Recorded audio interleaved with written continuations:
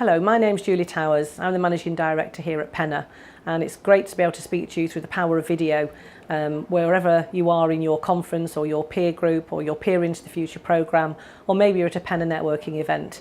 We've decided to video this top tips so that we can share with people a range of ideas and our experiences of networking. So this particular 10-minute session is about the power of networking. And many people say to us, oh, I hate networking, I don't see the point of it, and I can't see the value for my job or my career.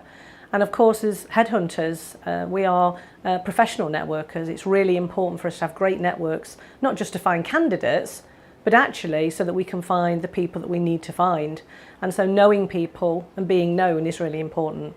And somebody once said I was the queen of networking, hence why I've been asked to give you this top tips. I don't think I'm the queen of networking, I'm just naturally nosy and interested in people, and I think that makes you a good networker.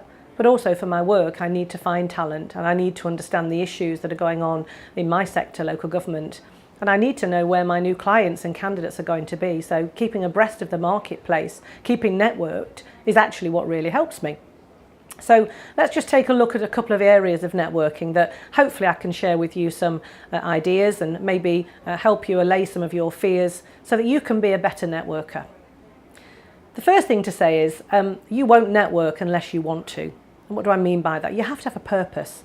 Most of us in life won't get out of bed, be motivated, unless we want to do something and it has an end value for us. And that's when networking becomes really valuable, when you know that it's really making a difference for you. So think about the networking you do perhaps outside of work that may seem more natural. Perhaps you're a member of a leisure centre or a gym or a choir, or perhaps you go to play sports. That's networking. It's where we find friends. It's where we find long-term friends. So networking at work is the same thing. It's where we go. It's what we do to put ourselves in those groups, those networks that we think are interesting and actually have value. If you just do networking because you're supposed to and the boss says go along and network, then you're not going to do that because it will feel false, it will feel there's no purpose to it, and you'll feel uncomfortable. So the first thing I always say to people is think about why networking would be valuable to you. And often we see candidates who are looking for new opportunities. And of course, in order to find new opportunities, they need to network. Because even though we work in rightly a very robust recruitment industry where equality and process are fair and open, it is always helpful to be more knowledgeable about an organisation, to know people who can give you that intelligence. It doesn't change the competencies that you need to get the job, but it does help your preparation. So maybe networking can be useful to you because you want to find a new opportunity. Or maybe it can be helpful in your work. I've seen people really change their view about networking when they've perhaps seen the power of networking to help their organisation. And public servants are very motivated by delivering better outcomes for their community. So if they can find a partner or a new piece of information, or perhaps a benchmark or an innovation that they could follow and look at to learn to bring back to their organisation, wow, I've seen people really motivated by their ability to network in that circumstance. So think about networking not as the act of turning up to a very dry wine reception where you stand in a corner and feel lost and left out, and think about networking as an activity that you do to reach out, to find, to share and talk and listen to people who perhaps have some solutions for you, or maybe you can help. And I think that makes networking much more valuable. I think it's certainly for me, it plays to my sense of integrity and moral purpose. If you think you're just going to network to find new business, in my instance, in my job, that would be very empty and I wouldn't get motivated by that, nor would my team.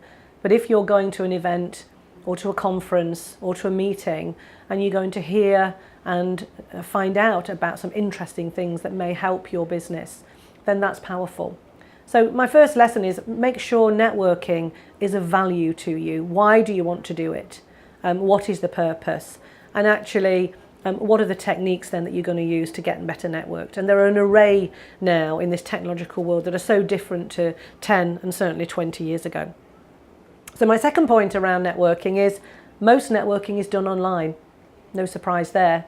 Most recruitment is done online, most transactions done online, banking, holidays, etc. So it's no surprise that the biggest networking is done online, mostly on the professional side through LinkedIn. Now, some of you may not be on LinkedIn. Why?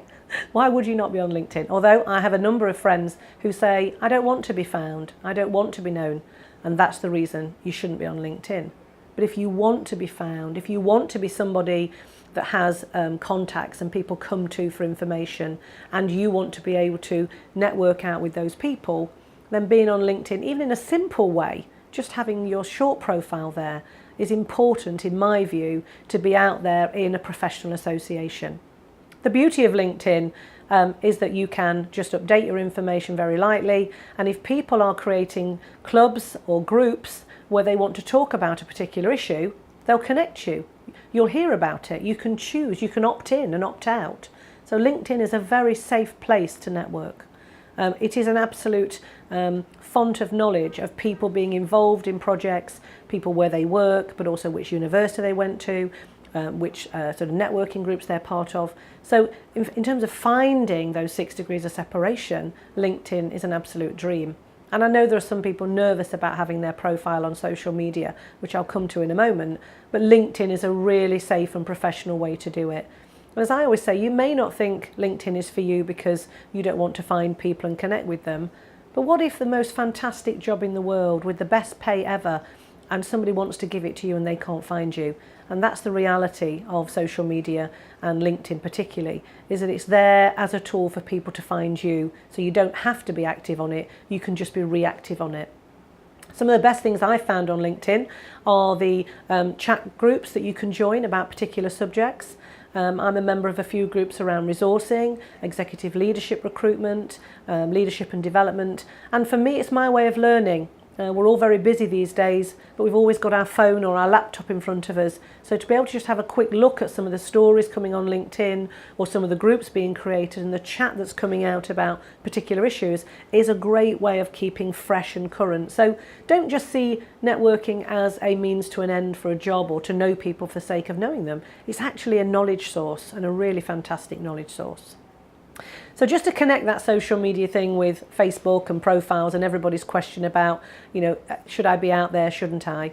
A recruiter will always say to you, your Facebook is personal, and therefore what you do on that is obviously your own personal messaging, but it is your own personal brand. Recruiters do look at Facebook, they do look at LinkedIn, they do Google. Your profile is your profile. What I always say is, if you wouldn't print it in the Sunday Times, don't put it on your Facebook or your social media.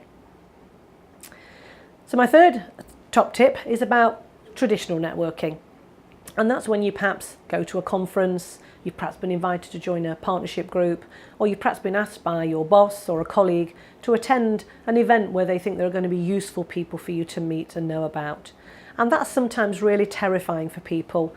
And, we run sessions here for our young consultants, and they say, what do we say? Who do we talk to? Do we have a glass of wine? How do we join in a group? It can be quite daunting entering a room of 100 people and knowing where to go to talk, who to attract and talk to. Just how do you make yourself, engaged around the room? So a couple of top tips on this. Back to my original point, you must feel the purpose. So don't go if you're just going to go through the motions. I've seen many people arrive at 6:30, glass of wine, run round the edge of the room, drink the wine, go home, not spoken to a soul, but they can tell the boss they've been. In fact, we've all done that, haven't we? However, if you're going to go, make it purposeful. Make sure you know why you want to go to that event. What are your goals? What do you want to come back with? Have 2 or 3 very simple goals. Don't make the expectation too high. During an hour's networking, if you can speak to 3 or 4 people with purpose, that's probably it. So why are you there? What do you want to get? Is it to meet somebody else who can introduce you to somebody else? Is it to meet an old colleague perhaps who has some new contacts? Just make sure you know why you're there. Is it to be an ambassador for your organisation and impart some useful information? So just have 2 or 3 clear goals. And I assure you, when you come out of that room, if you've got 2 or 3 of those ticked off, you'll at least feel it's purposeful, even if you haven't enjoyed it anymore. And you never know, you may have enjoyed it. So preparation is the key to a networking session. So what do? If I'm going to a conference or event, I always get the delegate list. make sure you've targeted the people you want to talk to. I look them up on LinkedIn, hopefully they're on, or I Google them and I see who's attending and I look for links. Are there people there from organisations that we're trying to talk to? Are there people there from organisations we're working with? Are there people there who've perhaps registered with us to look for new opportunities? I ought to go and say hello. Are there interims? So I look for obvious connections for people already working with us to say thank you. And I look for new connections to think about the future and perhaps organisations I'm interested in. Or perhaps there are people there who I know are looking for a network back into my industry. So how can I help them?